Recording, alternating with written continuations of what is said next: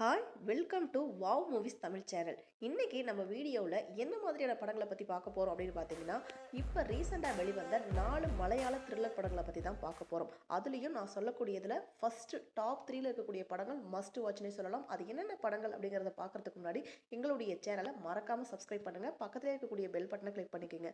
So இப்போ வாங்க நம்ம வீடியோக்குள்ளே போகலாம். நம்ம லிஸ்ட்டில் 4வதாக இருக்கக்கூடிய படம் ஐடென்டிட்டி அப்படிங்கிற ஆக்ஷன் த்ரில்லர் படம். இந்த படத்தில் வினய், த்ரிஷா, டொவினோ தாமஸ் நடிச்சிருக்காங்க. த்ரிஷா ஒரு கொலையை நேரில் பார்த்ததா சொல்லி போலீஸ் ஆஃபீஸரான வினயை தேடி வராங்க. இவங்க 2 பேரும் ஸ்கெட்ச் ஆர்டிஸ்ட் மூலமாக அந்த கில்லர் யார் அப்படிங்கிறத கண்டுபிடிக்கிறதுக்கு ட்ரை பண்ணுறாங்க. அந்த ஸ்கெட்ச் ஆர்டிஸ்டாக வர்றவர் தான் நம்ம டொவினோ தாமஸ். ஸோ இவங்க 3 பேரும் சேர்ந்து அந்த கில்லர் யார் அப்படிங்கிறத கண்டுபிடிச்சாங்களா இல்லையா, அதுக்கப்புறம் என்ன நடந்துச்சு, இவங்க 3 பேருக்கும் என்ன தொடர்பு அப்படிங்கிறது தான் இந்த படத்துடைய மீதி கதை. ஸோ இந்த படம் மற்ற மலையாள படங்களை கம்பேர் பண்ணும்போது ஓரளவுக்கு ஆவரேஜான படம், ஆனால் இதை ஒரு டைம் பார்க்கலாம். ஸோ இந்த படம் G5 ஓடிடியில் அவைலபிளாக இருக்குது. 10க்கு 7.4 ரேட்டிங்ஸ் வந்து IMDbயில் கொடுத்துருக்காங்க. ஸோ இந்த படத்தை பார்க்கணும்னு நினைக்கிறவங்க கண்டிப்பாக போய் பாருங்கள். அடுத்து 3வது இடத்துல இருக்கக்கூடிய படம் ரேகா சித்திரம். இது ஒரு கிரைம் த்ரில்லர் படம்.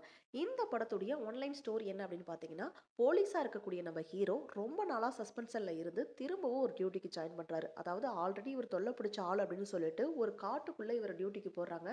ஆனால் இவர் அங்கே போன நேரம் அங்கே ஒரு வயசான நபர் வந்து சூசைட் பண்ணிட்டு இறந்து போயிடுறாரு.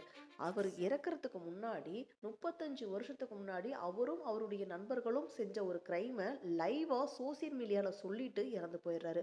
ஸோ இப்போ நம்ம ஹீரோவுக்கு இந்த ஒரு கேஸ் மட்டும் இல்லாமல் 35 வருஷத்துக்கு முன்னாடி நடந்த அந்த ஒரு கிரைமையும் விசாரிக்கக்கூடிய வேலை வருது.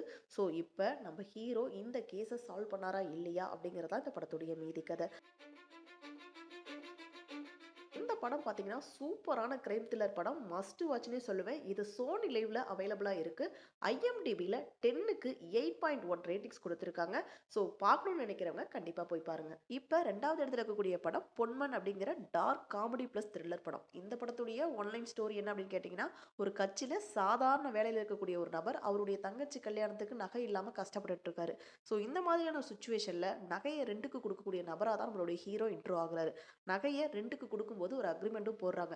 அதாவது கல்யாணம் முடிஞ்சதுக்கப்புறம் ஒன்று நகையை திரும்ப கொடுக்கணும், அப்படி இல்லைன்னா பணம் கொடுக்கணும் அப்படின்னு சொல்லிட்டு பேசிட்டு அந்த நகையை ரெண்டுக்கு கொடுக்குறாங்க.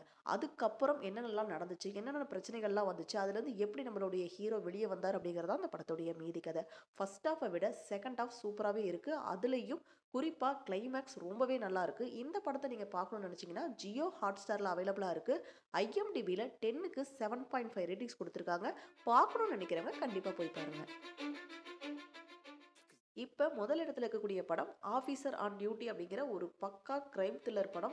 இந்த படத்தை பார்க்கும்போது ஆஸ் யூஷுவல் நீங்கள் மலையாள கிரைம் த்ரில்லர் படம் பார்க்கும்போது என்ன ஃபீல் ஆகுமோ அதே தான் இந்த படத்தை பார்க்கும்போது ஃபீல் ஆகும். இந்த படத்துடைய ஒன்லைன் ஸ்டோரி என்ன அப்படின்னு கேட்டிங்கன்னா, ஒரு நகை திருட்டு கேஸை விசாரிக்கக்கூடிய போலீஸாக தான் நம்மளுடைய ஹீரோ உள்ள வராரு. நம்மளுடைய ஹீரோவை பொறுத்த வரைக்கும் எந்த ஒரு கேஸ் எடுத்தாலும் ரொம்பவே ஸ்ட்ரிக்டாக ஹேண்டில் பண்ணக்கூடிய நபர். அவர் இந்த கேஸை எப்படி சால்வ் பண்ணார் அப்படிங்கிறது தான் பயங்கர த்ரில்லிங்காக எடுத்திருப்பாங்க. ஸோ இந்த படம் ஒரு மஸ்ட் வாட்ச்னே சொல்லுவேன். இந்த படம் பார்த்தீங்கன்னா நெட்ஃப்ளிக்ஸில் அவைலபிளாக இருக்குது. IMDbயில் 10க்கு 7.7 ரேட்டிங்ஸ் கொடுத்துருக்காங்க. மஸ்ட் வாட்ச் படம்.